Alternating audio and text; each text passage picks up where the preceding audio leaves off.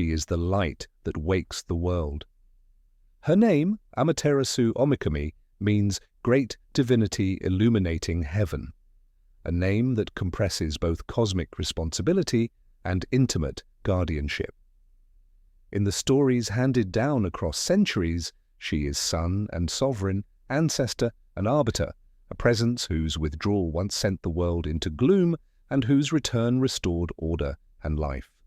This is not merely a tale of deity and miracle, it is the story of how light, morality, and political authority are woven together to anchor a people's view of the cosmos. The genesis of Amaterasu's light begins not in triumph, but in a moment of grief and purification. When Izanagi, one of the primordial creators, returned from the shadowed realm of the dead, he stood before the waters to cleanse himself of the pollution of death. From that ritual washing were born 3 divine siblings. From his left eye came Amaterasu, the sun's living radiance. From his right eye came Tsukuyomi, the moon. And from his nose came Susanoo, tempest and storm. There is sorrow braided through this origin. Izanami, the mother and co-creator, had died bringing the world into being. Izanagi's descent into the land of the dead and his failed attempt to retrieve her cast a long shadow across the heavens. In that context, placing the light of the sun at the apex of the divine order was an act of balance, a deliberate moral restoration of order where death had threatened chaos. Amaterasu's role was never only celestial, it was ethical, political, intimate. The sun brings warmth and clarity, it also governs the rhythms by which life persists. The tales that follow show how fragile ordered radiance can be when confronted by unruly force. Susanoo, tempestuous and unpredictable, prepared to leave the high plane of heaven. He came to Amaterasu to bid farewell, but suspicion lodged like a stone between them. To test his sincerity, she proposed a sacred covenant, a ritual of exchange. Each would create life from the essence of the other.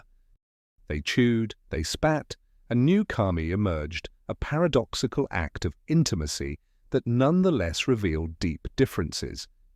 The children born of Amaterasu's belongings carried calm authority. Those birthed from Susanoo's sword carried a fiercer, more volatile energy. This ceremonial act, meant to bind, instead disclosed the gulf between their temperaments. Susanoo's temper ruptured the fragile order. He destroyed sacred rice fields, upturned the trees that anchored heaven's gardens, and, most grievous of all, stormed into the weaving hall where divine garments for the gods were made. In some tellings, his desecration led to the death of one of Amaterasu's attendants. He cast the flayed carcass of a horse into the hall, an act both sacrilegious and symbolically devastating. The place where order and beauty are produced was violated by chaos and blood. In response, Amaterasu retreated, not into a palace, not into exile, but into the great rock cave called Ama no Iwato. She sealed the cave behind her with a single decisive gesture. Light left the world. Without her, crops withered, light failed, and panic crept across the realms. It is critical to comprehend the full force of that gesture. The withdrawal of a sovereign not only alters weather and season, it calls into question the moral order that sustains law, ritual, and ruler. The other kami convened, their council a chorus of desperation. They counseled, they conspired, they enacted ritual. Among them was Ame no Uzume, goddess of dawn and mirth, who offered a solution that was not force but performance. Ame no Uzume danced. She stripped, she stamped, she made the assembled gods laugh. Laughter, in that moment, functioned as ritual medicine, a public inversion of grief and terror that drew attention away from the black mouth of the cave. At the cave's entrance, the gods hung a mirror, the Yata no Kagami, and adorned a sacred tree. Omoikane, god of thought, directed the ruse. They presented a performance to provoke Amaterasu's curiosity. When she looked, Amaterasu saw not merely herself, but the stabilized image of divinity reflected back at her, framed by laughter and the presence of others. The gods seized the moment, pulled her from the cave, and the world's light returned. That mirror would later be one of the 3 imperial regalia, its significance folded into the ceremonial legitimacy of Japan's rulers. The story is at once simple and profound. Light returns not because of war, but because of careful ritual, community, and the revelation of the self. If the tale of Susanoo moves with thunder and spectacle, the episode with Tsukuyomi is quieter, but no less consequential. Here, the myth contends with questions of propriety, repulsion, and moral incompatibility. Amaterasu sent Tsukuyomi as her emissary to attend a feast hosted by Ukemochi, the goddess of food, whose art produced sustenance through acts that invoked birth, death, and transformation. When Ukemochi prepared food, the methods she employed offended Tsukuyomi. In some tellings, she produced food directly from her body. In others, the moment involved the calling forth of animals and grain as sacred acts. Repulsed by what he perceived as inappropriate, Tsukuyomi slew Ukemochi in anger. The act horrified Amaterasu. It was not merely violence, it was a moral rupture, an inability to accept another's necessary, if unsettling, role in the cycle of life. Amaterasu declared that she would no longer share the heavens with Tsukuyomi. Day and night, she resolved, would remain forever divided. The separation explained the alternation of sun and moon. Behind the cosmological fact was an ethical judgment. Where Susanoo's story centers on the restoration of order through communal ritual, Tsukuyomi's story lays bare the limits of fellowship when moral sensibilities diverge irreparably. The myths insistently make morality an ontological condition. The proper ordering of the world depends upon beings who can accept responsibility, restraint, and the unsettling but necessary acts that sustain life. Amaterasu's withdrawal from Tsukuyomi was not only emotional but cosmological. It is a story about the inevitability of certain separations and the structural consequences they bring. Myths rarely leave characters in static roles. Susanoo, banished from Takamagahara, wandered the mortal realm and faced the consequences of chaos he had once embodied. There he encountered a region terrorized by a monstrous 8-headed serpent, Yamata no Orochi. In a narrative reversal, the storm that once broke order became the force that dismantled a greater threat. Using guile and strength, Susanoo felled the beast. Within its tail he found a sword of extraordinary power, later named Kusanagi no Tsurugi. In a gesture that was both apology and gift, he presented the sword to Amaterasu.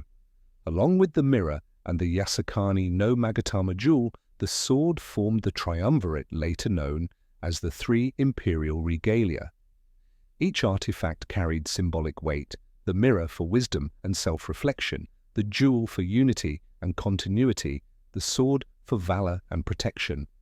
This exchange is not mere treasure swapping, it is a ritual of reconciliation that transforms familial rupture into civic foundation.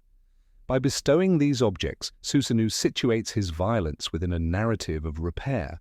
Amaterasu's acceptance reinforces the idea that authority is rooted in moral legitimacy as much as it is in divine right.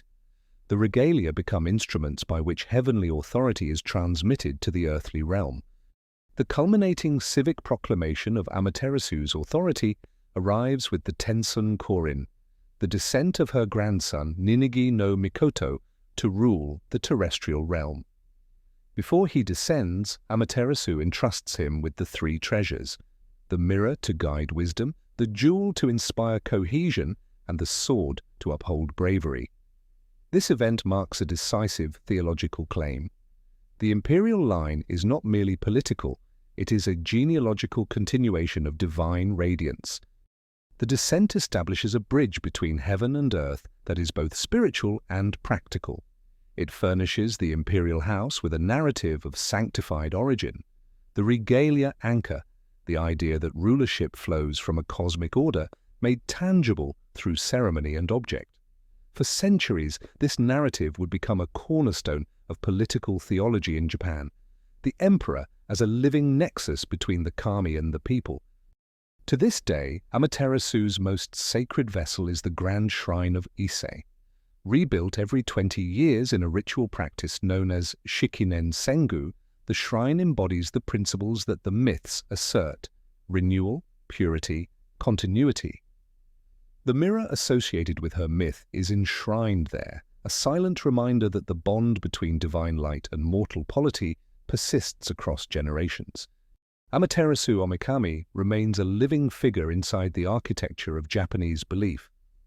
She is sunlight and sovereign, mirror and measure, ancestor and ethic. Her stories ask us to keep a vigilant tenderness, to guard the light that sustains civilization, to practice rituals that renew community, and to remember that legitimacy is not simply given, but enacted, year after year, generation after generation. In her radiance, we find a lesson that is both ancient and profoundly modern. The world is made by light, and light must be tended. If you enjoyed exploring the myths and legacy of Amaterasu, please give this video a like and share it with others who love mythology and history. Don't forget to subscribe and ring the bell so you never miss future deep dives into ancient legends.